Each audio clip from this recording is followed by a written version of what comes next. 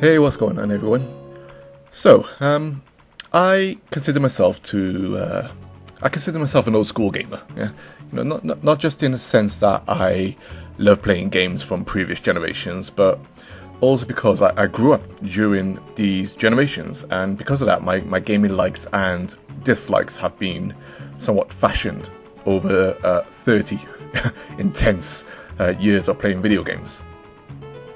Now, I don't want to use this experience as a seat of power or self-righteousness, because even with being involved in something for many years, it doesn't instantly make you an expert or a voice of authority, and an experience. As many aspects of life show to be incorrect. But what I will say, and in fact always say, is that I've played a lot of bloody video games, and so I feel I have a good idea of what each generation of gaming has brought for the most part.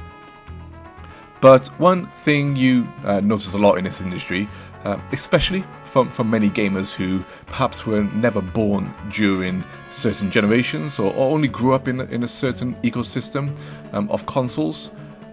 Or even a certain mindset when it comes to how they view technology. So something essentially most people are subject to, I suppose. What I find is that people can be quick to dismiss older titles, even highly rated ones or ones that are deemed as classics, when they compare them to what modern games can achieve, look like, sound like, and play like, etc. today. Now, of course, you see this with many games, no matter what generation they come from. But for me, it without a doubt feels more prevalent with early 3D era, with the early 3D era, with consoles like the Sega Saturn, Nintendo 64, and PS1, and then of course games from before that, from the 16-bit, 8-bit, and early computers like Atari, Commodore, Spectrum, etc. Because let's be honest, these were the eras where the industry was seeing the fastest growth and change in regards to how we play games today. Those early machines, building the foundations of everything the industry is today. And for me, that's one of the key words I'll be focusing on today, or I'd like to keep in mind, in this discussion, and that's foundation. Now, let me get this out of the way first. No matter what generation we're in, there will always, without a shadow of a doubt, be trash games. Games that are executed badly, games that play badly, and games that are technically bad. This is and always will be a thing when it comes to games. That's just technology and human nature for you. But first I want to start. Where I thought it was finally time to bring up this discussion, where I was finally pushed over the edge, and that was from seeing a topic on a forum. I can't remember what it was, maybe a Reset Era or something like that. I doubted myself now when I saw this topic header, but anyway, what I saw was something like this. The title was, "Does The Legend of Zelda: Ocarina of Time still hold up today?" With further text saying something like, some people still consider this to be the greatest game ever made, but is it really? Let's replay it and weigh that up. Now, if anyone knows me, this is the type of shit that gets to me, But let me explain why. I'm the type of gamer who judges a game by its generation, by the platform it was developed on. Because in my mind, how else can you judge a game outside of personal game preference? I guess it's like someone saying to me, if someone said to me, I prefer the Mario Odyssey's camera controls because Mario 64 uses buttons to control the camera. That's in my mind, that's your personal opinion, of course, but how can you use that as an excuse for a game that was released over 20 years ago, when camera controls didn't essentially exist back then? And I don't even want to go into what Mario 64 achieved, because we all know those facts. Ocarina of Time was considered not only a masterpiece for its time, but also one of the most influential games ever made, and that should never ever change or be rejected by those who weren't there to appreciate it. Because that game for its time earned it, and then some. I couldn't give a crap about what people might think of it now when compared to, say, Breath of the Wild, or in fact any other game, because it shouldn't matter.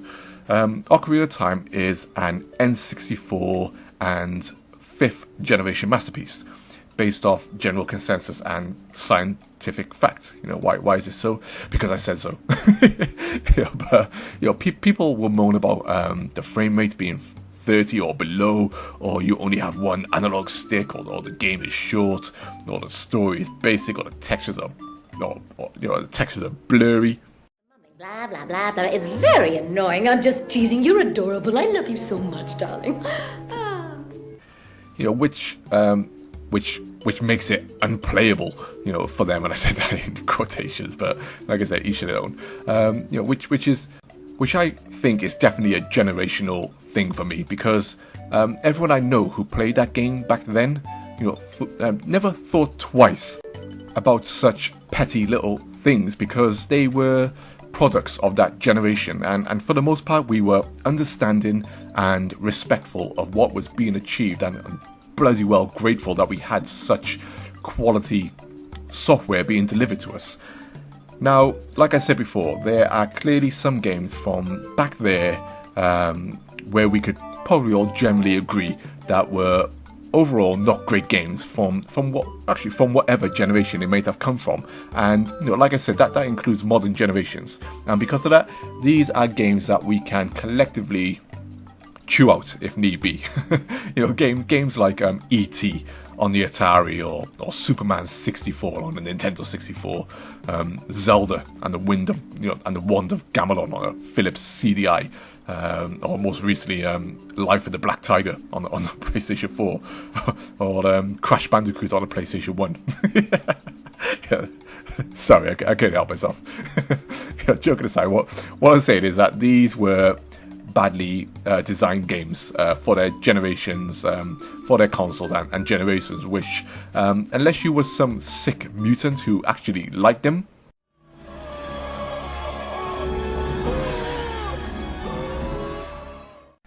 then we can all generally agree that these are trash games, and they deserve all the ridicule they get. But man, to see that games like Ocarina of Time fall into these brackets because of today's supposed great advancements in game design and execution, that's somehow makes Ocarina of Time redundant and up for ridicule. I'm sorry, but I'm not jumping on that nonsense boat. And I know I use Ocarina of Time as an example here, but that's just because that's the game in the thread that was being discussed, and and finally triggered me. But like I said, this applies to virtually all games that are considered classics for their time. So to finish up, let classics be classics, because they deserved their fame for their time and what they've done, and should never have that taken away from them. And if you're the type of gamer who can appreciate all generations and see what each one brought and the style of gaming they delivered, just like with music, movies or books, each generation should be allowed to be remembered for what they were, not for what people expect them to be now. That's, in my mind, an important thing to remember. But anyway, I think this was another little rant, wasn't it? I said I wouldn't do enough with you. I do need to stop doing these so often. I'm a happy guy, I swear.